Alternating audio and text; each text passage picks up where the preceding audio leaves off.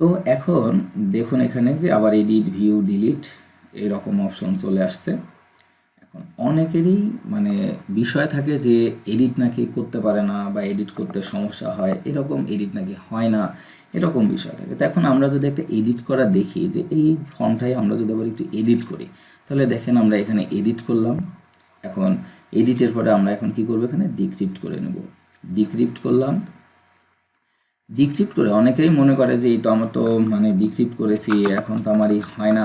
এখানে কিন্তু আদৌ হচ্ছে না, কোথাও দেখেন ক্লিক হয় না। তো আসলে এখানে দেখেন ভেরিফাই নামে একটা অপশন যুক্ত হয়েছে। যতক্ষণ আমি ভেরিফাই করব ততক্ষণ তারা আমাকে অ্যালাউ করবে না। তো ভেরিফাইয়ে ক্লিক করে দিলাম, ওকে। এইবার দেখুন যে এখন কিন্তু আমার এগুলা ক্লিক করা যাচ্ছে।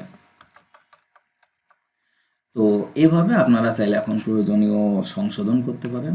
করার পরে আবার আমাদের সাইন করতে হবে।